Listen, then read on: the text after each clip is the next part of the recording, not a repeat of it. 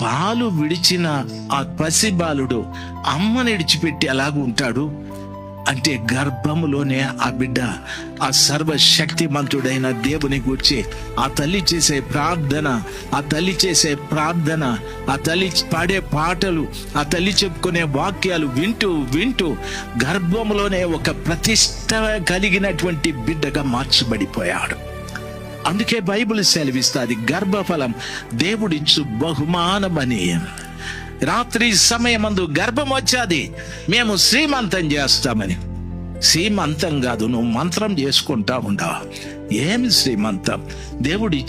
దేవుడిచ్చిన బహుమానానికి కృతజ్ఞతగా దేవుని ఎదుట మంచిగా బతుకు. దయచేసి కూడికలు పెట్టించుకో, దయచేసి ప్రార్థనలు జరిపించు, దయచేసి ప్రభు పాదాల చెంత నీవు నీ భర్త ఉపవాసాలుండి ఈ బిడ్డ దేవుని కొరకు ఉపయోగపడాలని ప్రార్థన చేయి. అంతేకాని శ్రీమంతాలు, ఆ మంతాలు, ఈ మంతాలు చేస్తే ఆఖరికి పుట్టేవాడు ఒక మంత్రగాడు పుడతాడు. మంత్రగాడంటే వాళ్ళ అమ్మకు చెప్తాడు, మమ్మీ స్పెషల్ క్లాస్ ఉంది మమ్మీ అని ఈడు సినిమాలో కూర్చోంటాడు. ఆడపిల్ల చెప్తుంది, మమ్మీ మా ఫ్రెండ్కు బర్త్డే అని అది పబ్బులో కూర్చో ఉంటుంది. మంత్రగాళ్ళు పుడతారు. చాలా మంది తల్లులు ఇప్పుడు మంత్రగాళ్ళతో చాలా బాధపడుతూ ఉన్నారు. ఎంతమంది మంత్రగాళ్ళు ఉన్నారో ఈరోజు కూడా దేవుడు కనికరం చూపిస్తాడు. పశ్చాత్తాపడండి, మీ పిల్లలకైనా నేర్పించండి. నీ గర్భంలో బిడ్డ ఉన్నప్పుడు నీ మాటలు సరిగా లేవు.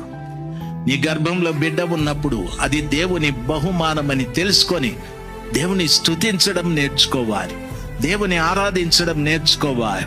హన్నా తల్లికి ప్రవక్త చెప్పాడు, మీదిటికి నీకు ఒక చక్కటి కుమారుణ్ణి ఇస్తాడమ్మా, ఎల్లు దేవుడు కనికరిస్తాడు, వెళ్ళమని చెప్పాడు. వెళ్ళిన దినము నుండి దేవుని బాగా ఆరాధించారు, దేవుని స్తుతించారు. బైబిల్ సెలవిస్తారు, పాలు మరిచిన తరువాత బిడ్డను తీసుకెళ్లి సమూయేలుని తీసుకెళ్లి ఏలీ దగ్గర నిలబెట్టి, అయ్యా ఈ దినమున వీణ్ణి నేను దేవునికి ప్రతిష్ఠిస్తున్నా, ఇతడు ఈ రోజు నుండి ఇక్కడే ఉంటాడని చెప్పాడు.